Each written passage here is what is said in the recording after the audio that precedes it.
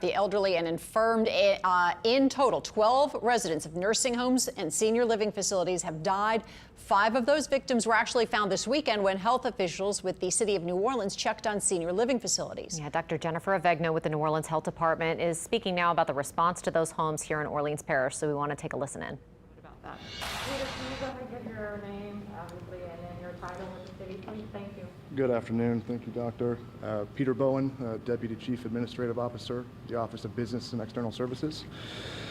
So as you've all heard, the Health Department very quickly and swiftly identified 32 buildings that needed to be assessed and provided support and relief to those residents that needed it most. Yesterday morning, my office activated a building evaluation strike team, which is a collaboration with our partners at the State Fire Marshal, our safety and permits, commercial building, mechanical, and electrical inspectors. And we are coming in right behind. So we obviously prioritized the buildings that did see a loss of life and the 9 that were closed by the health department. So far, as of this afternoon, we've finished 6 of those, and it is taking us quite a bit of time because we are deep diving. We are looking under every stone. The things that we're looking for, especially, are anything related to life safety. So we're looking for signs of problems and inspecting fire suppression, sprinkler systems, pumps.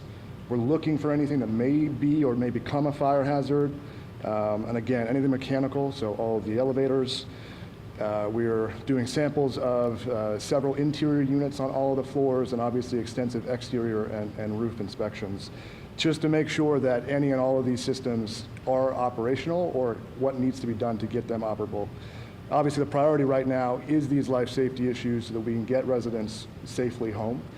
We've instructed the building management to coordinate with the State Fire Marshal on timelines and what they need to do to remedy these immediate life safety issues. Our building inspectors on the other side are looking at everything, and we have identified pretty significant deferred maintenance in all of these facilities. Lots of work done without permits, things that really it's just basic building management. It may take us a number of weeks to continue curing these items with the building owners, but again, these won't prevent folks from coming home, but these are issues that need to be addressed for these buildings to function and to provide quality housing to these residents. So our work will continue tomorrow and through probably next week as we try to identify all of the issues to get folks home. Thank you. We can start with questions on the NWGNO. I know y'all have been evaluating a lot of nursing homes, senior care type facilities.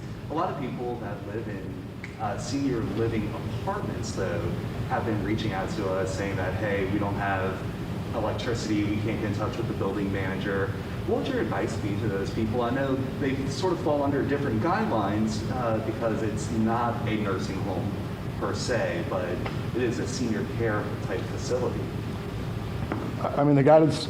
Yeah, I was going to say, so I just want to make the distinction. What we've been doing and what Peter has been doing is actually going to those senior apartments. Nursing homes are licensed and regulated by the state, very, very different set of requirements.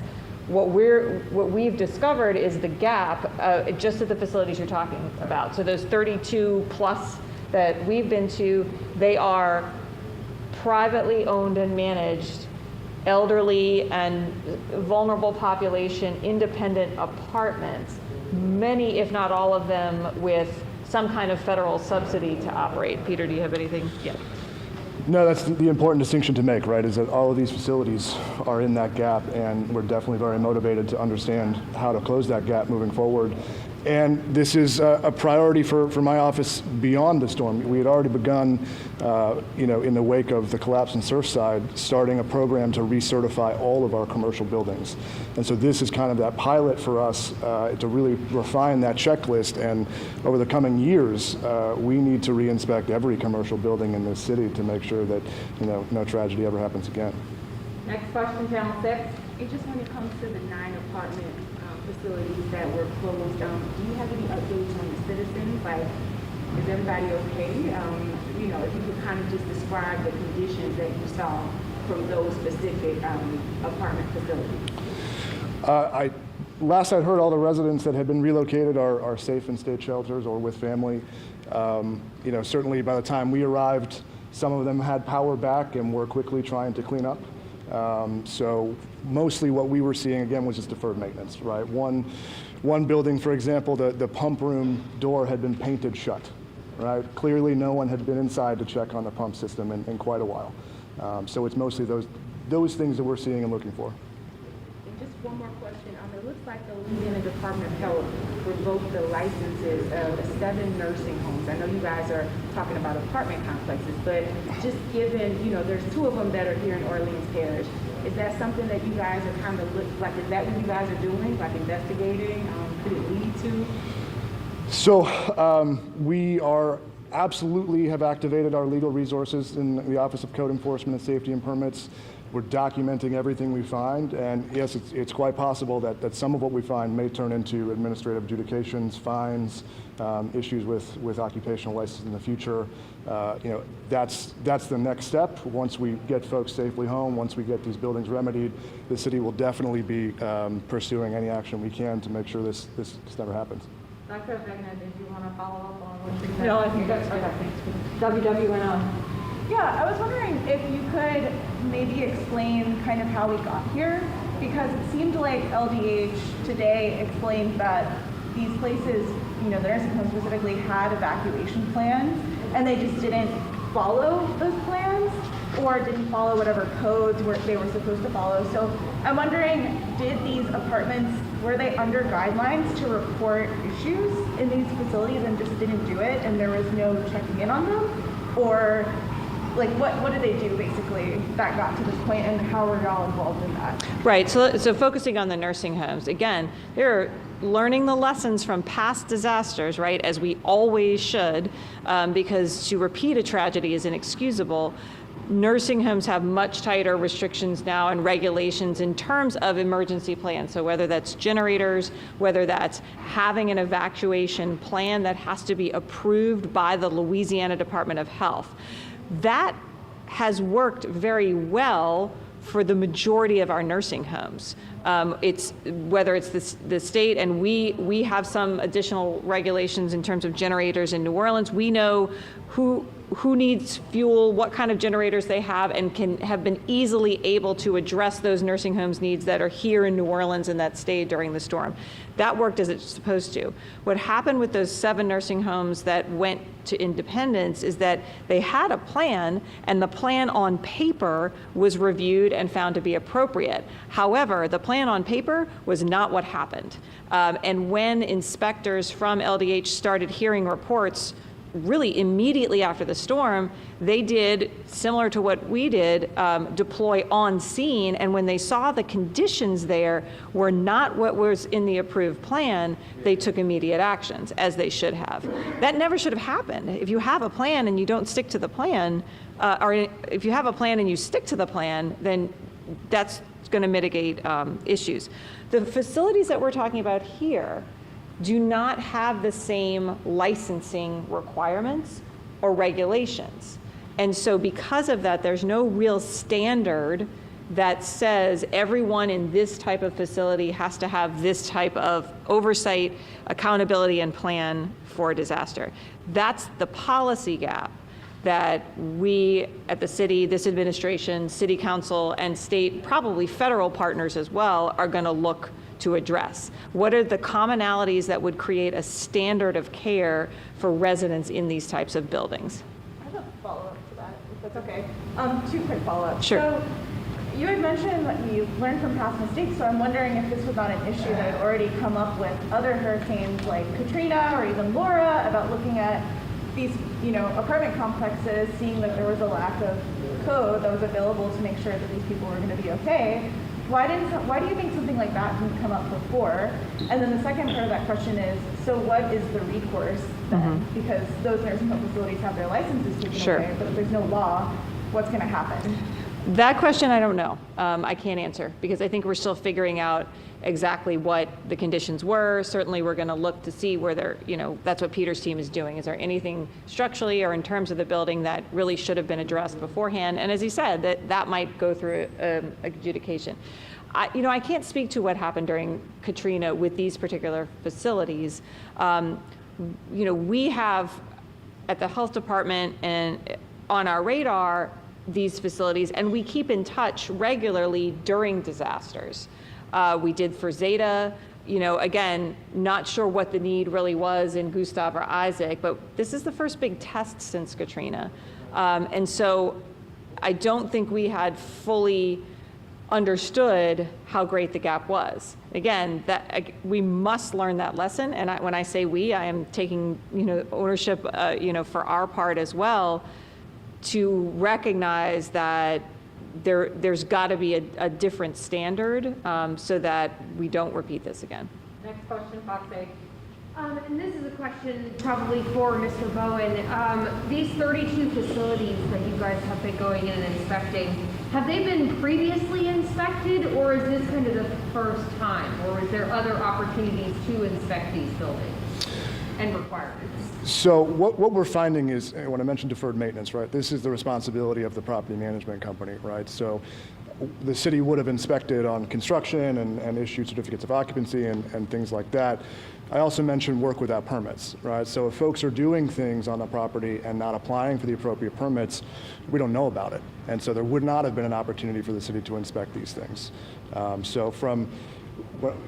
Typically, buildings have a very clear, every piece of equipment has a preventative maintenance plan that should be followed, either daily, weekly, monthly, whatever it is. And if property management is not doing those things, we're not aware of it.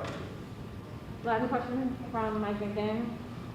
Councilwoman Palmer's introducing proposals to make sure that these senior living facilities are brought up to a higher standard, to be kind of follow the purview that nursing homes are, including things like generating power backup and annual inspections. When we talk about the gap that we didn't know was so big, do you think that something like that will help close that gap and make this to a point where this won't happen again? I don't know if you've seen the proposal. I haven't seen it, but again, that's what we're looking to do, is what can we do for this category of buildings, category of residences, to have a higher standard that would prevent the tragedy we've seen here. I have not seen her specifics. And the last question, I'm sorry, from Jeff right here. Dr. Regno, in Jefferson Parish, they made contact with their subsidized senior apartments. There are only 2 there on Monday, and they had those buildings evacuated by Tuesday morning. They then evacuated several other buildings over the course of the week. When was the first time you all made contact with management? When was the first time you were on the ground, and when was the decision made to actually get people out of there? And also, are there any plans in place for what to do about these buildings after a storm? Well, yeah, that's what we're talking about, right, is making a standard by which we would know exactly what they should or should not do. We made contact with several of these facilities before, during, and immediately after the storm, just checking to see, just basically checking up, right? So Saturday, Monday, some basic needs were identified. We got a message saying, oh, we need food and water at this particular facility, so we connected them with the folks that were doing food and water, got them there. Tuesday or Wednesday, I would say, and I'm sorry, Jeff, my memory is failing me, was when we were having challenges, either challenges communicating, or we were starting to hear that maybe there were greater needs that were not being provided to us. And so that's when we realized we probably needed to have eyes on the ground and go there directly. And I believe those first visits started either Wednesday or Thursday, and then really escalated from there. I would say Jefferson Parish is a little bit of a different situation, because not only did they not have power, but they did not have water. It's a lot easier to say, well, there's no ability to do anything if you're going to be out of power and water for a foreseeable amount of time. Power outages are significant, and we knew they were significant. It was a little challenging trying to get a timeline for restoration. That guides the decision as well. But we made contact with several of them before the storm and continued during the storm, and then, directly probably midweek last week. Was there a concern about, We were being told by Energy Monday that you were going to have power for a week or more, especially when you're dealing with high rises and vulnerable populations. Yep. Wasn't there a concern for people who might be stuck in these buildings in the heat with medical conditions? Right. There's a great concern for that. And again, that's why we reached out before and immediately there and started making plans for if we needed to evacuate, getting the state buses and all of the logistics that go along with that. Remember, the state doesn't shelter in Region 1. Sheltering is a state responsibility. So that wasn't going to be an option. So we are always sort of looking to the next step and having that prepared, and trying to work with which facilities did have generators, because several of these facilities did have generators. So which did have some ability to have power and cooling and get people in and out. It's a large universe of these buildings. And so trying to figure out each one and the specific needs, and then also relying on the building managers to tell us what they needed.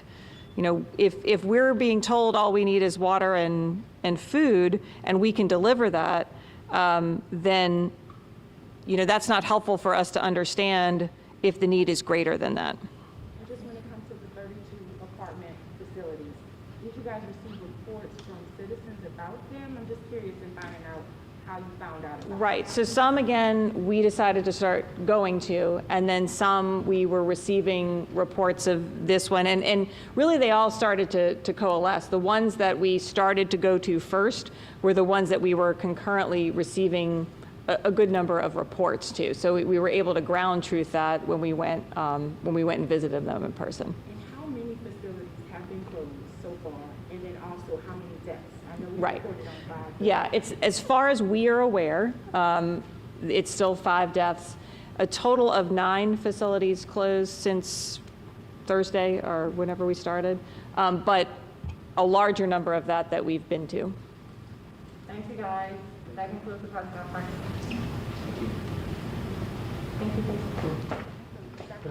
Yeah. All right, you have been watching Dr. Jennifer Avegno, the New Orleans health director, talk about their sweep of the nursing home, not nursing home, but senior apartment facilities in the city of New Orleans. We have 2 different investigations going on right now. One about nursing homes that were evacuated to an Independence warehouse, and then this one in the city of New Orleans that she's been talking about, where they went to the different senior apartment facilities to check on people post-Ida, because they started to get concerned that they weren't able to communicate with those facilities. They were hearing reports of no air conditioning, insufficient generators. And when they went to go do those sweeps, they of course found 5 people had passed away. And so this is part of that investigation. They say that they have almost done a complete sweep of the 9 facilities that they have shut down in the wake of Ida. And so they're almost complete with that investigation, and more, she said, is to come when they figure out a better way to regulate the facilities so that this doesn't happen again after another storm. And, you know, Meg Ferris did a lot of reporting on this yesterday, and as of last night, I don't believe that the Archdiocese had responded. The Archdiocese owning several of those senior living facilities in the New Orleans area that was under investigation by the city. Yep, absolutely. And I'm sure that that's something that we will push on in the coming days. But that is the latest from Dr. Jennifer Avegno at the city of New Orleans.